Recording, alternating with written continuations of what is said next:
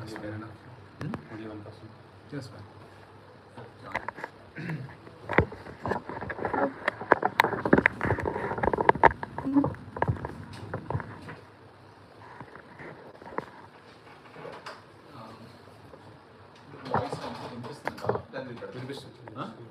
Should we keep this one?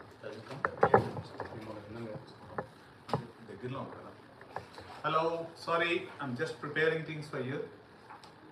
Okay, and welcome for the people joining for the YouTube live, London Gaster Care. Okay so ఈరోజు మనం నాకు 2-3 క్వశ్చన్లు patients ఇద్దరు కంటిన్యూస్గా అడిగారు. Ash gourd అంటే బూడిద గుమ్మడికాయ జ్యూసు తాగొచ్చా లేదా అనేది ఒక క్వశ్చన్ నన్ను అడిగారు. సో దానికోసం సో బూడిద గుమ్మడికాయ నేనే కావాలని తెప్పించాను జ్యూస్ మీకోసం. సో దీని నుంచి వచ్చే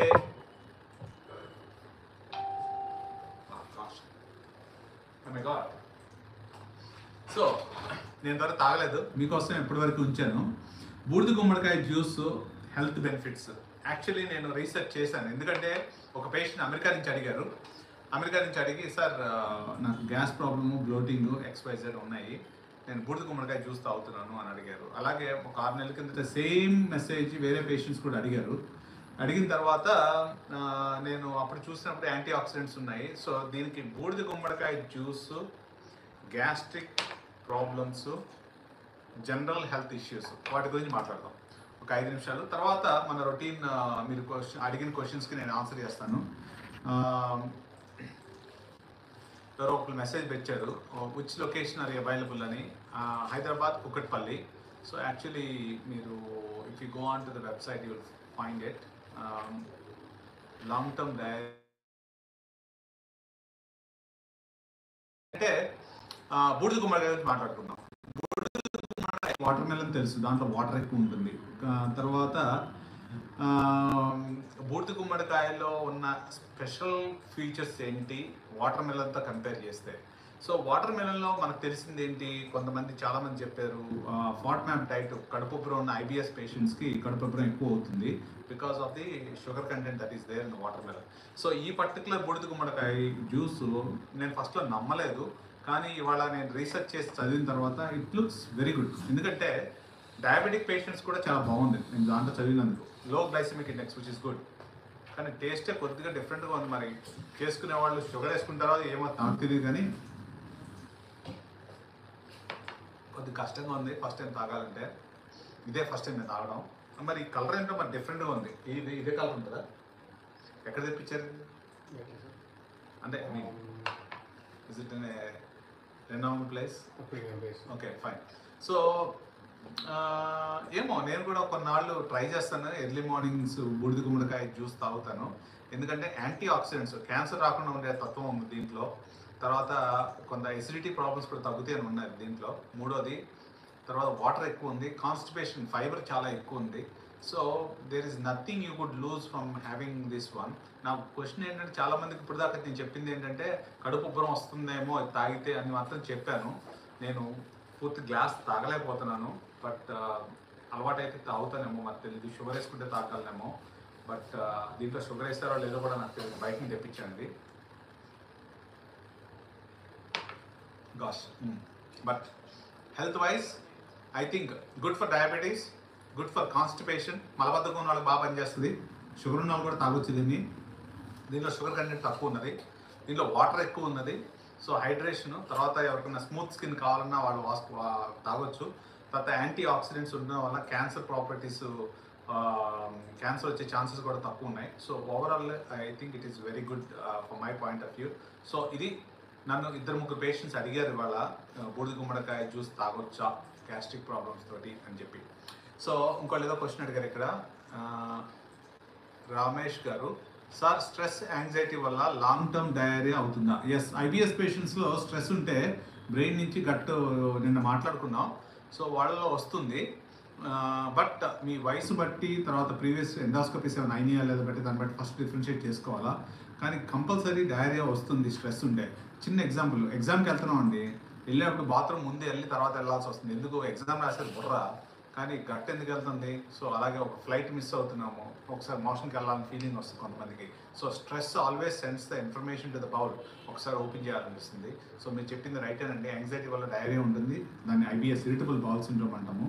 కానీ what I would say is ఎవరికైతే ఏజ్ ఓవర్ 50 ఉన్న వాళ్ళకి డయేరియా కన్సిస్టెంట్గా ఉండి బరువు తగ్గుతున్నా, బ్లీడింగ్ అవుతున్నా, డోంట్ ఇగ్నోర్. ఇది ఒక IBS లాగా కాకుండా దీని రెడ్ ఫ్లాగ్ సింటమ్స్ అంటారు. మీ డాక్టర్ని సంప్రదించండి. ఇంకో క్వశ్చన్ అడిగారు, how are you sir? Thank you అమ్మా Lavanya. Okay, thank you. I'm having diarrhea from 2 weeks. My local doctor prescribed antibiotics for 1 week. After that he said to take probiotics. Okay, good question.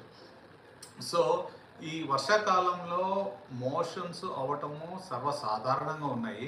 ఒక చిన్న example చెప్తాను. ఈ బూడిద గుమ్మడికాయ juice ఒక ప్యాకెట్లో వచ్చింది నాకు.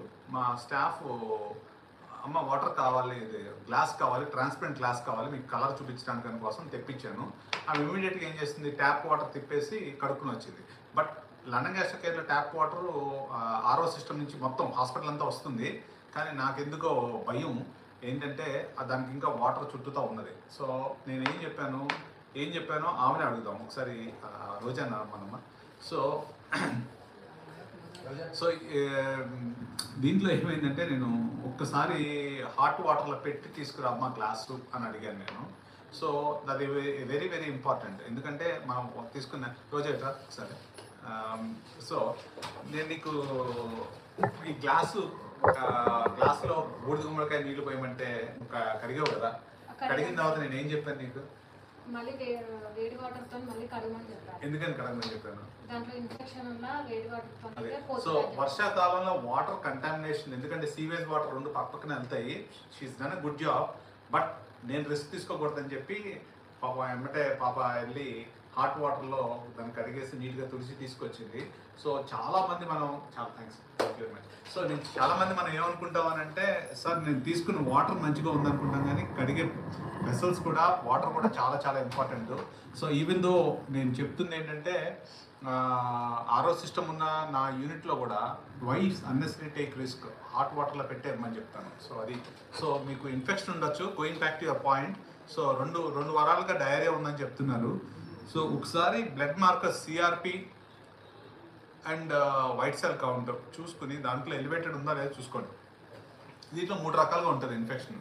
ఒకటి వైరల్ గ్యాస్ట్రెంటరైటిస్ అవ్వచ్చు. అది జనరల్గా 48 అవర్స్ తర్వాత 2-3 రోజుల తర్వాత తగ్గిపోతుంది. కొంతమంది టైఫాయిడ్ అవ్వచ్చు. ఫీవర్ వస్తే కనుక యాక్షన్ తీసుకోండి. మూడోది అమీబియాసిస్. సో వాటిని టెస్ట్ చేయించుకోవడం మంచిదని నా ఉద్దేశం.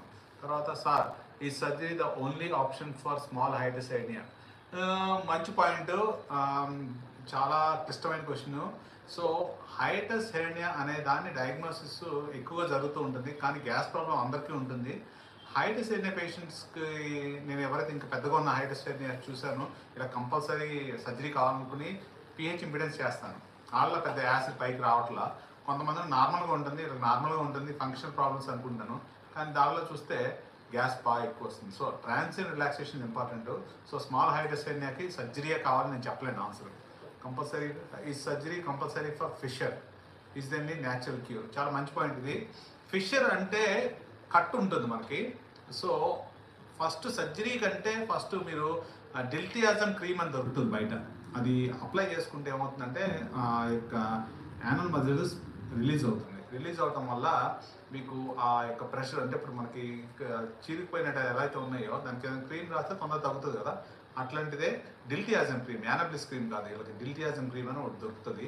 అది బాగా పనిచేస్తుంది. అది అవ్వకపోతే మసిల్ టైట్గా ఉంటే అప్పుడు కాన్స్టిపేషన్ రాకుండా లాక్సేటివ్స్ కూడా వాడండి. Will be very good at it. I have fatty liver 2 మంచి క్వశ్చన్. తర్వాత bilirubin 3 and indirect bilirubin 2.6. So let's answer the second question. Second question ఏంటంటే, ఈ బిల్రూబిన్ 3లో ఇండైరెక్ట్ బిల్రూబిన్ 2.6 ఉంది కాబట్టి ఇది భయపడాల్సిన అవసరమే లేదు. ఎందుకంటే దీన్ని గిల్బర్ట్ సిండ్రోమ్ అంటాము. సో దానివల్ల మీకు లాంగ్ టర్మ్ కాన్సిక్వెన్సెస్ ఉండవు. ఎప్పుడైనా స్ట్రెస్ కానీ ఇన్ఫెక్షన్ వచ్చినప్పుడు కొద్దిగా పెరుగుతుంది, దానికి ట్రీట్మెంట్ అవ్వద్దు. చాలామంది చాలా మెడిసిన్స్ ఇస్తూ ఉంటారు ఈ గిల్బర్ట్ సిండ్రోమ్కి. దానికి అదే తగ్గుతుంది కానీ ట్యాబ్లెట్ వల్ల తగ్గదు. Please don't worry about it. Especially indirect bilirubin ఉంటే, అది కూడా ఏజ్ ఫ్యాక్టర్ బట్టి కూడా ఉంటుంది. తర్వాత కొన్నిసార్లు ఎనీమియా, రెడ్ సెల్స్ బ్రేక్ అయినప్పుడు కూడా వస్తూ ఉంటుంది. దాన్ని బట్టి చూసుకోండి. I have fatty liver 2, good point. ఇక్కడ ఇది లివరు నేను చాలా మందికి చాలా రకాలుగా చెప్తూ ఉన్నాను. చిన్న ఎగ్జాంపుల్ చూపిస్తాను. కెన్ యూ టర్న్ సో ఒక పేషెంట్ నా దగ్గరికి వచ్చారు. ప్రొసీజర్ వీళ్ళు భయపడతారు నేను చూసి. So yeah okay.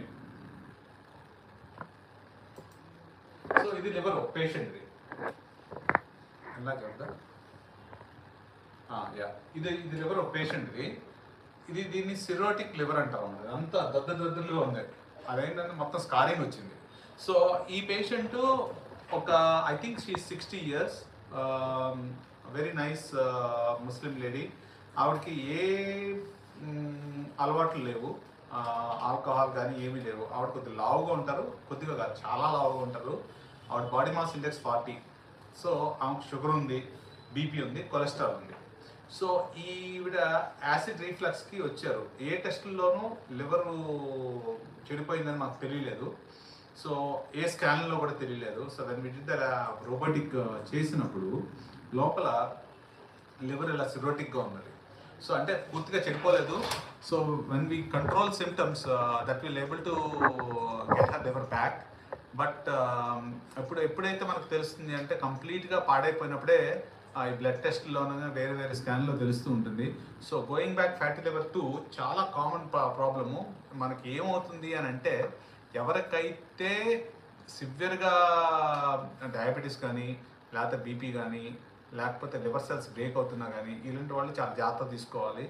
So other than that nothing. Fibro scan అవి చేయించుకోండి, నాన్ ఇన్వేసివ్గా ఉంటాయి. That's my opinion. So next question, my WBC count and hemoglobin levels were in the range, sir, but only diarrhea. I was taking 1 liter water and empty stomach. Is it good? Yeah, definitely very good actually.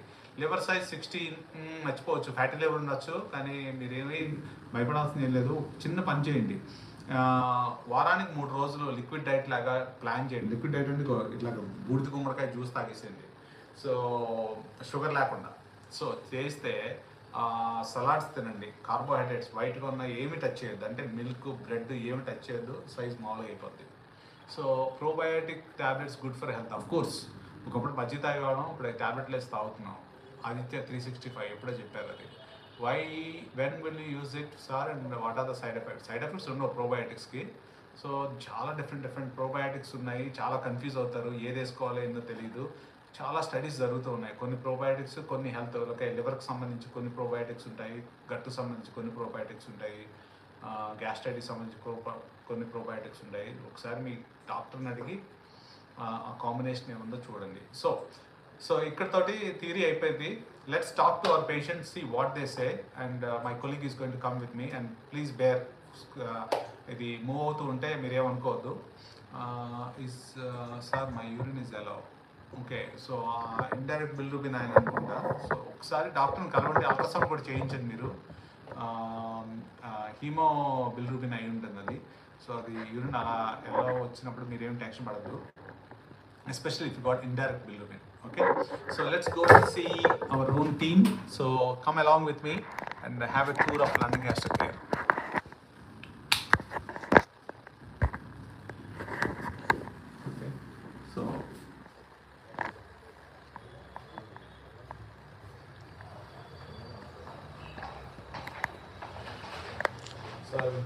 Time చాలా పట్టేస్తాం వాళ్ళు కింద రావడానికి ఓకేనా. So next thing ఏంటంటే చాలామంది చెప్పేది ఏంటంటే హైటస్ యాసిడ్ రిఫ్లక్స్ వీటికన్నిటికీ చెప్తూ ఉంటారు. సో కామన్ టాపిక్స్ ఏమున్నాయి? బ్లీడింగ్ అయితే పైల్స్ అనుకుంటూ ఉంటాం చాలామంది. సో ఈ పైల్స్ కాకుండా ఇంకేమైనా ఉంటాయా? ఒక వ్యక్తి ఈజ్ యాక్చువల్లీ 150 ఎంప్లాయీస్కి డీల్స్ విత్ దెమ్. అతనికి వేడి చేసింది అనే ఒక దాంతో ఉన్నారు ఆయన. సో ఆయన 3 వారాల నుంచి వదిలేశాడు. తర్వాత ఏం తెలిసిందంటే పేగుపోత వ్యాధి ఎండోస్కోపీలో తెలిసింది. చాలామంది ఏంటంటే ఓకే ఒక డాక్టర్ అలా టెస్ట్ చేస్తున్నాడు అని అంటే డబ్బుల కోసం చేస్తున్నాడు అనేది బిలీఫ్. కొన్నిసార్లు డయాగ్నోసిస్ యాక్యురసీ ఉండాలి, అందుకోసం చాలామంది లండన్ గ్యాస్ట్రిక్ కేర్ ప్రిఫర్ చేస్తుంటారు. సో మీ ఏ టెస్ట్ ఒక్క టెస్ట్ చేస్తే వాళ్ళకి డయాగ్నోసిస్ దొరుకుతుంది, వాళ్ళ యొక్క బిలీఫ్స్ తెలుస్తూ ఉంటాయి. Sorry, it's going down.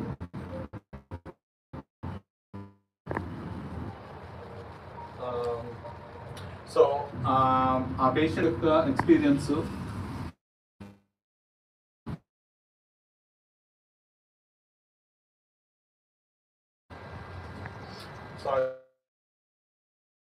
చూపించిన తర్వాత రెండు రకాలుగా ఉంటాయి, blood vomits, non blood vomits. వాళ్ళ యొక్క ఒపీనియన్ ఏంటో చూద్దాము. సో ప్రిఫర్ చేస్తున్నాం. Sorry about this.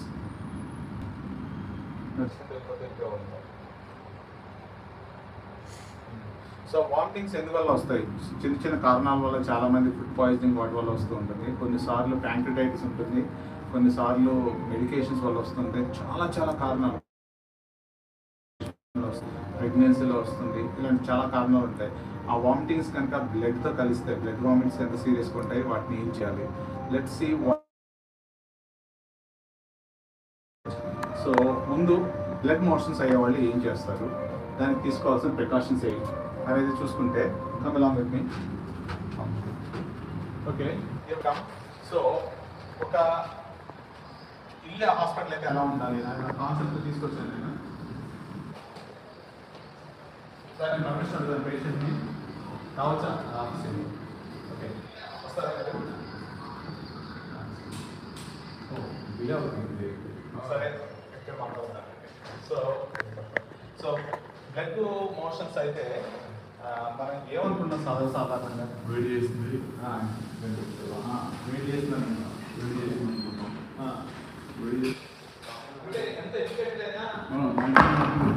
అదే వేడి చేసింది తగ్గిపోతుంది. మజ్జిగ తాగటం వల్ల, కొబ్బరి నీళ్ళు తాగటం వల్ల తగ్గిపోతుంది. మజ్జిగ తాగారా? తర్వాత లీటర్ కొబ్బరి నీళ్ళు తాగాను. ఎన్ని రోజుల నుంచి? మంత్ అబౌ నుంచి లైట్గా స్టార్ట్ అయిందండి. స్టార్ట్ అయినాక అడిగితే వేడి చేసి ఉంటుంది కానీ నా కొలీగ్స్ కానీ ఫ్రెండ్స్ కానీ అడిగితే వేడి చేసి ఉంటుంది అబ్బాయి, ఏం కాదు 2-3 రోజులు. అంటే ఎలా అయింది మెడికాషన్స్? అది ఏం తెలియదు, మామూలుగా బ్లడ్గా వచ్చిందా, లేకపోతే బ్లడ్ దాని చుట్టూ అందుకుని వచ్చింది? అదే దాని అమ్మటే చుట్టూ తక్కువ వచ్చాడు స్టార్టింగ్. అది కామన్గా పోతులే మజ్జిగ తాగి, లేకపోతే ఏంటంటే వేడి చేసి ఉంటుంది అని అంటూ ఉండాలి. కానీ నేను అట్లా 3 రోజులు చూశాను. ఆ తర్వాత వేరే కొద్దిగా తక్కువ నాకు ఇట్లా అవుతుందంటే వేడి చేసి ఉంటుంది, మజ్జిగ తాగట్లేదేమో అన్నాను. మజ్జిగ తాగేది. తర్వాత మనకి ఏంటంటే కొబ్బరి నీళ్ళు కూడా అలవాటు. అట్లా కొబ్బరి నీళ్ళు కూడా పోయి 2-3 బాటిల్ 2-3 రోజులు తాగేది. అలా ఉండకపోతే మళ్ళీ ఎక్కువ అవుతుంది లైట్ రేట్. తర్వాత గమ్తో మొదలైంది.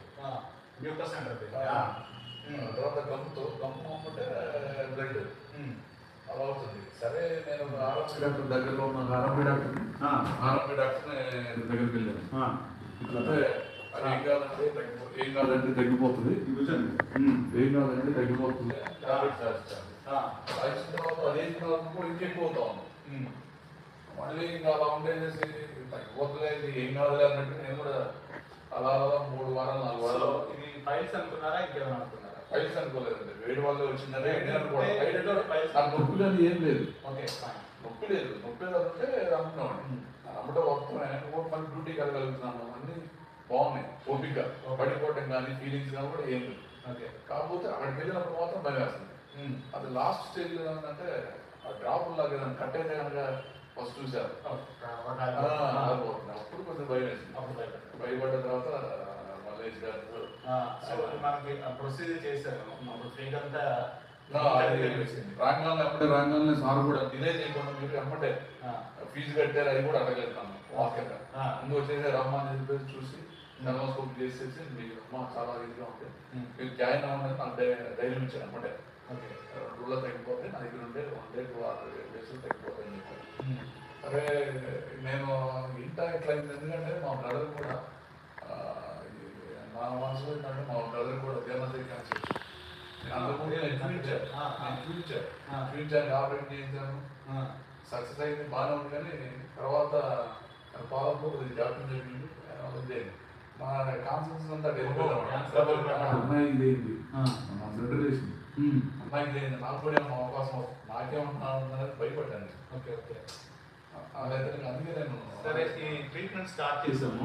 బ్లీడింగ్ 24 గంటల్లోనే పర్లేదు బాగానే. సో పేగుపోత వ్యాధి అని మనం ఇమీడియట్లీ మీరు చెప్పారు ఇమ్మీడియట్లీ చెప్పారు. బయాప్సీ రాలేదు కానీ పేగుపోత వ్యాధి అనుకున్నాము.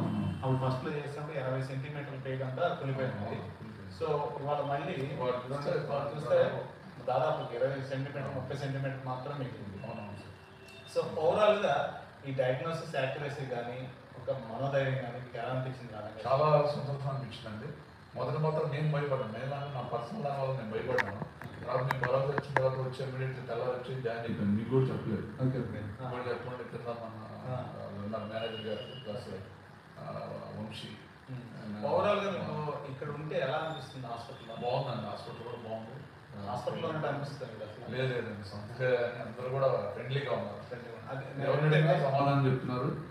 నాకు ఏంటంటే ఒక హాస్పిటల్ లాగా ఉండకుండా అయితే ఇప్పుడు ఈ రూమ్ చూసినా మీకు ఎలా అనిపిస్తుంది? చాలా బాగుంది. తర్వాత సిస్టర్ గారు కూడా ఇమీడియట్లీ స్పందించి మీ దగ్గర తీసుకొచ్చారు. డాక్టర్ గారిని కలవాలి అంటే ఇమీడియట్లీ తీసుకొచ్చి. సో నేను చెప్పాల్సిన మెసేజ్ ఏంటంటే ఇక్కడ రక్తంతో మోషన్ వస్తే చాలా మంది టైల్స్ అనుకోవడం వేడి చేస్తుంది అనుకోవడం ఇలాంటివన్నీ అనుకుంటూ ఉంటారు. సో ఈయన మూడు వారాలు ఇగ్నోర్ చేశారు కానీ లక్కీ ఈయన. సో ఇమీడియట్ గా ట్రీట్మెంట్ ఇవ్వడం వల్ల నేను అనుకోలేదు సార్. నేను ఆశ్చర్యపోయాను. చూసిన తర్వాత చాలా భయం వేస్తున్నాను. మీరు చూపించినాక అది కూడా ఇప్పటివరకు నేనేముందంటే చిన్నదేలా అన్నట్టు అనుకున్నాను కానీ మీరు చూపించిన తర్వాత నాకు చాలా భయం వేసింది. నా లైఫ్ ఇచ్చాడు. ఇప్పుడు నేను కూడా ఏంటంటే అప్పుడు మీరు చెప్పిన తర్వాత నాకు సెట్ అవుతుంది భయం వేసింది. ఫస్ట్ భయంలో వెళ్ళిపోయాను. అంటే ఉన్నారు మీరు అన్నారు అంత ముందు పరిస్థితి మీరు చూసిన తర్వాత కొంచెం రకమైన ఎందుకంటే మా బ్రదర్ కాల్ అయింది కదా అది నేను వెళ్ళిపోయాను. ఇంకా పేషెంట్స్ ఉన్నారు వాళ్ళతో కూడా మాట్లాడారు. Thank you very much. ఇక్కడే ఉన్నది. Okay thank you.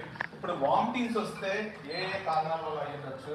So vomitings ఇంట్లో వదిలేయాలా లేదా అనేది చాలా ఇంపార్టెంట్. సార్ మా పేషెంట్ పర్మిషన్ అడుగుతాను. సో ఓన్లీ వామిటింగ్స్ గురించి మాట్లాడతాం. సాగర్, సో వామిటింగ్స్ ఎంత భయంకరంగా ఉంటాయి? తినాలంటే తినగలవా? చాలా మంది ఇబ్బంది పడుతూ ఉంటారు కదా. సో డీహైడ్రేట్ అయిపోయి కిడ్నీస్ వరకు వస్తూ ఉంటుంది. సో నీ పర్సనల్ ఫీలింగ్ అంటే నీ కండిషన్ నేను చెప్పవసరం లేదు. నీ పర్సనల్ ఫీలింగ్ వామిటింగ్ వస్తే ఒక మనిషి ఎంత కుంగిపోతారు? కడుపులంతా నొప్పించారు. ఇదంతా రిప్స్ బ్యాక్ పెయిన్ అంతా ఎపిసోడ్. ఓకే. సో వామిటింగ్స్ చాలా మంది ఏంటంటే ఏదో తిన్నది పడలేదని ఫీలింగ్ అవుతుంటారు. కొన్నిసార్లు అర్జెంట్ అనుకుంటారు. నాకు పక్కన నుండి పోయింది సార్ ఇక్కడ ఎన్ని గంటలకు వచ్చారు? 12:30 ఏమంటే ఇమీడియట్గా రెస్పాండ్ అయ్యి రెస్పాండ్. సో సాగర్ది ఒక స్పెషల్ కండిషన్. అతనికి ఏంటంటే ఒకేసారి ప్యాంక్రియాస్ ఉగ్గిపోయి దాంతో వామిటింగ్ బ్యాక్ పెయిన్ అన్నీ వస్తూ ఉంటాయి అన్నమాట. సో చాలా మంది ఏంటంటే ఇగ్నోర్ చేసి ఇంట్లో ఉండిపోవడం అలాంటివి చేస్తుంటారు. Pancreatitis patients never stay at home because it takes only few seconds. So మా ఇమీడియట్ హైడ్రేషన్, యాంటీబయాటిక్స్, కొన్ని మెడిసిన్స్ ఇవ్వాలి. సో ఏమంటే రికవర్ అవుతాయి. నా దగ్గర నుంచి ఆల్మోస్ట్ గంట ప్రయాణం ఇంకెక్కడ లోపలికి ఎక్కడికి వెళ్ళవు. ఇమీడియట్ బయటకు వచ్చేస్తారా? సో అది వామిటింగ్స్. కొన్నిసార్లు వామిటింగ్స్ సివియర్ ప్యాంక్రియాటిస్ లాంటి కూడా సిచ్యువేషన్స్లో ఉంటాయి. Don't ignore that's one thing. Number 3 నేను ఇక్కడ పేషెంట్ చూపించను, ఓన్లీ వాయిస్ మాత్రం చూపిస్తాను. అదే వామిట్స్ బ్లడ్తో వస్తే ఏంటి అని ముందు పేషెంట్తో అడిగిన తర్వాత పర్మిషన్ మీతో మాట్లాడతాను. పేషెంట్ మాత్రం చూపించకే. Sure sir. Okay. So she is busy. So blood vomits వస్తే చాలా జాగ్రత్తగా ఉండాలి. అది చాలా చాలా ఇంపార్టెంట్.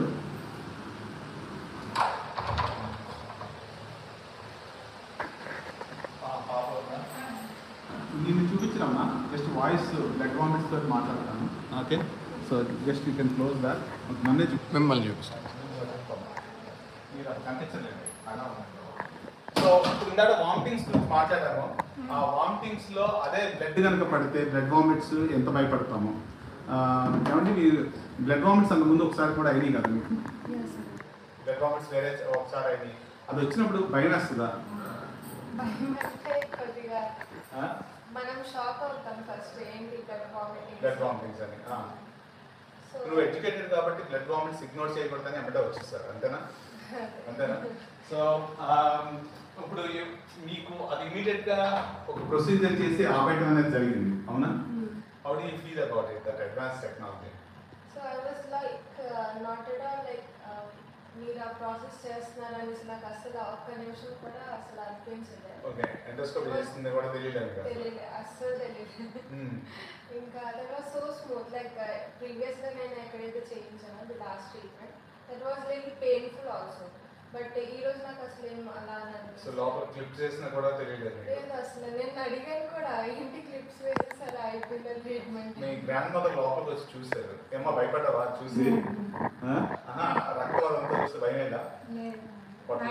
నాకు అనుమైపోయింది. నేను ఒక 5-6 సార్లు చేయించాను. నాకు ఎండోస్కోపీ చేయడం వేరు, నీ సొంత మనవరాలకు లోపల బ్లడ్ ఉంటాం వేరు. భయం అనిపించిందా? అది లోపల క్లిప్స్ అవి వేసి నీకు పిల్స్ కూడా చూపించినట్టున్నాను కదా ట్రాన్స్పరెంట్ గా. నీకు అది మంచిగా అనిపించిందా? ఒక డాక్టర్ లోపలికి వచ్చి క్లియర్గా ఎక్స్ప్లెయిన్ చేయడం. సో ఒకప్పుడు లాగా పెద్ద పెద్ద సర్జరీలు చేసి కట్ చేసి చేయాల్సిన అవసరం లేదు. పాపం ఈవిడ ఎంత ఎడ్యుకేటెడ్ అయినా కానీ ఒకటే చెప్పారు సార్, క్లిప్స్ అనగానే షీ సో భయపడాలా లేదా అంటే నేను అవసరం లేదని చెప్పాను. So and you felt alright? Yeah, I thought like it will be a surgery. It will be a surgery. It didn't feel like anymore now. Okay. Thank you very much, and I don't want to disturb. Sorry for your time, disturbing your lunch. Okay. Thank you. పొద్దు నుంచి ఏం తినలేదు కదా నువ్వు? Thank you. Okay. వేసుకో అమ్మ, వేసుకో. So ఇంకోటి చాలా మంది భయపడేది ఏంటంటే పైల్ సర్జరీకి. పైల్ సర్జరీస్లో ఎంతసేపు రికవరీ పడుతుంది అనేది క్వశ్చన్. ప్రతిరోజు పైల్స్ గురించి మాట్లాడుతూనే ఉన్నాం మనం. చాలామంది ఇది ఏంటి, ఎలా ఉంటుంది, రికవరీ ఎలా ఉంటుంది అనేది క్వశ్చన్. సో పైల్స్ పేషెంట్స్ నాకు బ్లీడింగ్ అవ్వట్లేదనో పెయిన్ రావట్లేదనో వేరే వేరే రకాలుగా ఉంటూ ఉంటారు. So let's go and see. So అన్నింటికంటే ఇంపార్టెంట్ సర్జరీ ఒకటే కాదు, సర్జరీ రికవరీ ఏరియా కూడా చాలా ఇంపార్టెంట్. ఇక్కడ మీరు తీసుకునే precautions, even the rooms main road ఉన్నా కానీ సౌండ్ రాకుండా సపరేట్లీ. సో వాయిస్ మాట్లాడినా చాలు, చూపించకుండా పండుగ పండుగ సరేనా అయితే. సో మీకేం చెప్పాల్సింది లేదండి. సో ఫైల్స్ అనేది చాలా మంది భయపడుతూ ఉంటారు కదా, ఎన్ని రోజులు పడుకోవాలి, ఏం చేయాలి, ఏం చేయాలి. ఆపరేషన్ అయ్యి 3 hours, 2.5 hours. 2.5 hours. Okay. And ఇప్పుడు నార్మల్గా ఉన్నారా? నార్మల్గానే ఉన్నా, కంఫర్టబుల్గా ఉంది. కంఫర్ట్గా. ఒక పైల్స్ పేషెంట్స్కి నార్మల్గా పెయిన్, బ్లీడింగ్ ఇంకా తగ్గుతుంది ఏవో చెప్తూ ఉంటారు కదా. సో అలాంటివి మీరు జనాలకు ఒక మెసేజ్ ఇవ్వాలంటే what can you give? You need to worry or not to worry? Not to worry sir. If you got the right technology. ఈ టెక్నాలజీ ఇప్పుడు అప్డేట్ ఉంది కాబట్టి మనం చేసుకోవచ్చు. సో ఫైల్స్ చాలా మంది పేషెంట్స్ అడుగుతూ ఉంటారు, should I worry or not. తర్వాత యాసిడ్ రిఫ్లక్స్, యాసిడ్ రిఫ్లక్స్ అని ఉంటుంది. సో థియేటర్స్ చూపిద్దాం అనుకున్నాను, ఎప్పటికప్పుడు ఫ్యూమిగేట్ అయిపోయి అన్నీ ఉంటాయి. So let's come back.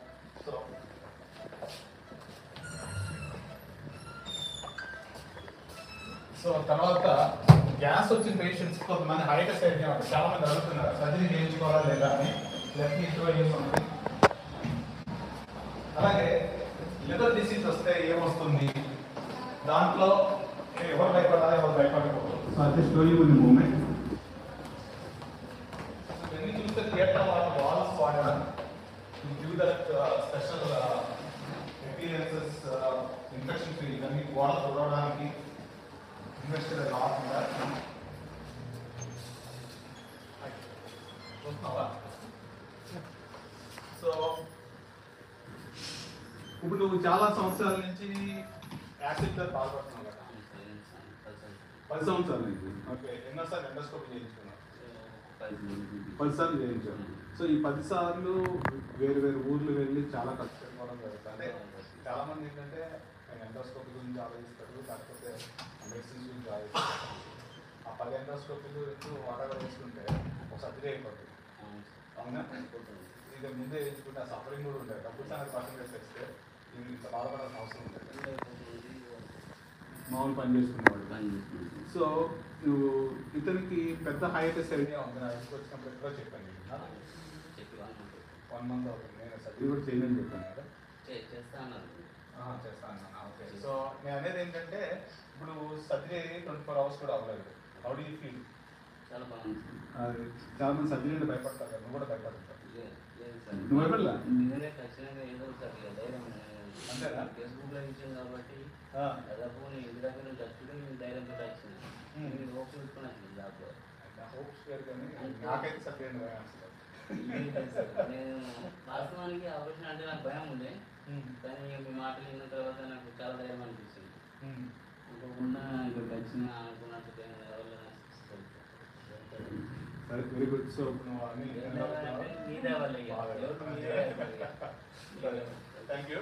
So thank you very much. Okay, తర్వాత కొన్నిసార్లు మనకి జాండీస్ వచ్చినప్పుడు భయపడాలా లేదా అనేది కొన్ని ఉంటుంది. కొడుకున్నాడు సరే, వదిలేద్దాం. సరే, థ్యాంక్ యూ. సో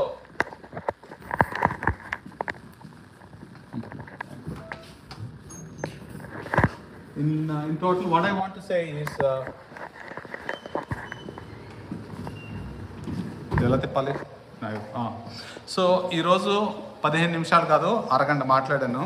సో మిమ్మల్ని బోర్ కొట్టించలేదు అనుకుంటున్నాను. ఇంకా చాలా క్వశ్చన్స్ ఉన్నాయి, ఇవన్నీ నేను ఆన్సర్ చేస్తాను గోయింగ్ ఫార్వర్డ్.